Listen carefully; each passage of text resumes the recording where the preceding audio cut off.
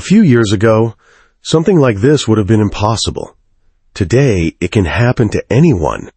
Imagine someone creating an image with your face in it, a moment that never happened, and showing it to others as if it were a real part of your life. It happens without your consent, without your knowledge, and without any sense that something is wrong. As if everything is normal. As if this is just how things are now. This story is not about technology. And it's not just about a family disagreement. It's about how artificial intelligence is blurring the line between reality and fiction, and what happens when that line is crossed by someone very close to you. When a stranger does this, the reaction is simple: we know it's wrong. But when it's done by a family member, under the cover of care, love, or the phrase, "it's not a big deal," everything becomes far more complicated. Today, a fake image is no longer a joke or a harmless fantasy. It's a new form of control over how your life appears in the eyes of others. And the most dangerous part of this story is that it didn't begin with bad intentions. They had been together for several years, a normal couple with adult lives, jobs, plans, responsibilities, and a constant feeling that there was never enough time. Their relationship with his family had always seemed warm and calm, without scandals or open conflicts. His mother loved sharing moments from her life. Social media was her way of staying connected with people. She often posted family photos, shared events, holidays. Sometimes without asking, sometimes pictures no one even remembered being taken. It was a little uncomfortable, but for a long time it didn't feel like a serious problem. It seemed like this was simply her way of staying close and feeling involved. Over time, the couple took on new responsibilities, new jobs, new schedules. They couldn't visit together very often anymore. Sometimes he would go alone to see his parents, while she stayed behind because of work.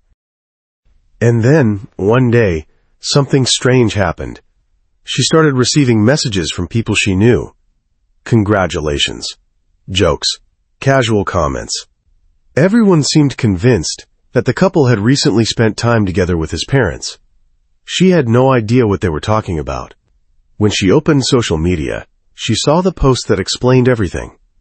In the image, they were all together. Her husband, and his parents. A cozy evening. Smiles. A family board game at the table. It looked like a warm, happy night they had shared together. Except it never happened. The image looked realistic.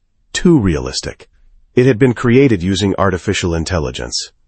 At first glance, there was nothing openly harmful about it. No aggression. No insults.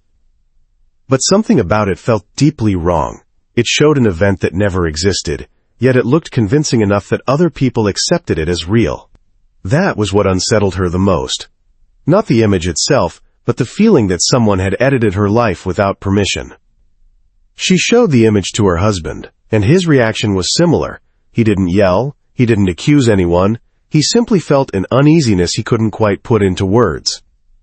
He messaged his mother, calmly, carefully, without confrontation. He asked for only one thing, not to create images like this using their faces again. They didn't expect a conflict, but the response was immediate and harsh. His mother took it as a personal insult. She said she wasn't appreciated, that her attempts to stay involved in her son's life were constantly being rejected, that requests like this hurt her feelings. She accused them of being ungrateful, said they were too sensitive, and insisted she had the right to post whatever she believed was normal. In that moment, it became clear that the issue wasn't just one image.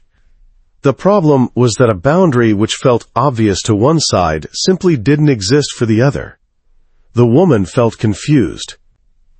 Before, she was certain she had the right to say no, that her discomfort should have been reason enough to stop. Now she was being told that her feelings were an exaggeration. Her husband supported her. He agreed that AI-generated images crossed a line. At the same time, he felt that maybe the usual social media posts were something they could tolerate. And that's where a new crack appeared. Because if someone decides once that they have the right to create a fictional version of your life, what guarantees it won't happen again? And if today it's just a harmless picture, what will it be tomorrow? She was no longer sure she had control over how others saw her. And that was the most unsettling feeling of all. At first glance, there is nothing catastrophic about this story. No one was physically harmed. No one suffered a major loss. There is no loud scandal or dramatic breakup that would immediately catch attention from the outside. Just one image. Just one post on social media. And that is exactly why situations like this are so often ignored or dismissed. They are called small things, overreactions, unnecessary sensitivity without a real reason.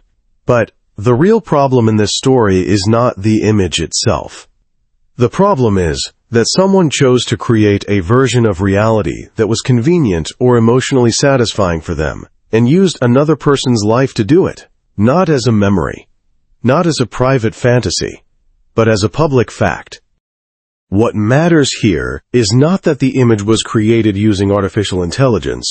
What matters is that other people accepted it as true.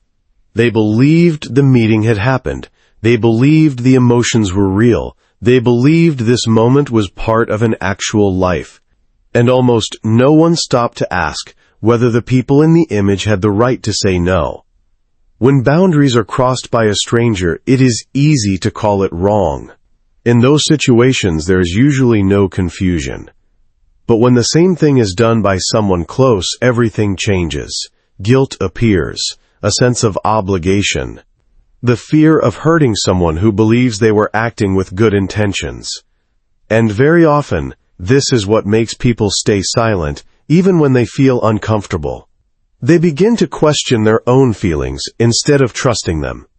In this story, the woman was not only confronted with the use of artificial intelligence, she was confronted with a question that is becoming increasingly relevant in the modern world. Who actually has the right to decide how your life looks in the eyes of others? To understand why this story causes such a strong sense of discomfort, it's important to separate intentions from impact. In this situation, the mother-in-law does not see herself as doing anything wrong, and most likely, she genuinely believes that she didn't cause any harm. She didn't intend to hurt anyone. She wasn't trying to offend. In her mind, this was a gesture of closeness, an attempt to present an ideal family moment. And this is where the first trap appears. Saying, quote, "I meant well" does not automatically mean the action was right. Good intentions do not grant permission to cross another person's boundaries. When someone says, "I didn't do anything wrong," it often means only one thing, a refusal to look at the situation from someone else's perspective. In this story, the woman is not rejecting care or affection. She is rejecting the absence of consent. And that difference is essential, yet very often ignored. Family boundaries are crossed more frequently than any others, precisely because closeness is mistaken for a lack of limits. Phrases like, "Don't you trust me?" "We're family," or "I did it out of love," start to appear, but real closeness is not the absence of boundaries. It's the ability to respect them. In this case, the request was simple and clear, not to use the couple's faces to create events that never happened. The refusal to accept that request slowly turned care into control. It's also important to understand why artificial intelligence makes situations like this more dangerous. In the past, a photograph captured something that had already happened. Today, it can create something that never existed, and that fundamentally changes the rules. AI-generated images look convincing. They spread quickly. They shape perceptions of reality. In this story, people already believed in an event that existed only as an image, and that means control over a person's public image moves beyond their own choices. The woman's emotional reaction wasn't accidental. When she said she felt uncomfortable, she expected a conversation. Instead, she received accusations, the dismissal of her feelings, and a shift of responsibility. This is a common defense mechanism. When someone is shown a boundary they have already crossed, it's much easier to say you're too sensitive than to admit a mistake. And in the end, the real question in this story is not about a photo, and not even about artificial intelligence. It's about a person's right to control their own image and their own reality. and about whether we are expected to stay silent just to avoid making someone else uncomfortable. Let's imagine how this story could continue, not from an emotional point of view, but by looking at possible consequences. There are several paths forward, and each of them comes with its own cost. The first scenario is silence. Imagine that the woman decides not to say anything. She convinces herself that it's a small issue, that it's not worth escalating the situation, and that accepting it is easier than risking the relationship. On the surface, everything appears calm, but inside, tension slowly begins to build. Over time, another image appears. Then, another. The fabricated version of reality becomes familiar and stops feeling strange, and at some point, she realizes that she no longer controls how others see her. The boundary disappears, simply because it was never protected. The second scenario is a strict prohibition, a sharp reaction, a firm no, an ultimatum, a complete ban on any future posts. The boundary is clearly established, but the cost of this choice can be high. Resentment grows, distance appears, relationships become tense, sometimes for years. In certain situations, this approach may be necessary, but it rarely leaves room for dialogue or mutual understanding. There is also a third scenario, the most difficult, but the most mature one, a calm and clear statement of boundaries, without accusations and without justification, a position that isn't aggressive, but leaves no ambiguity. We're not against memories, but we are against fictional events created with our faces. This is not acceptable to us. This approach doesn't guarantee immediate understanding, but it leaves space for respect. Because real relationships are not built on silence, and they are not built on control. They are built on the ability to hear another person, even when it's uncomfortable. And that is why this choice is so difficult. It requires accepting one simple but painful truth. Even people who are close to us do not always have the right to decide for us.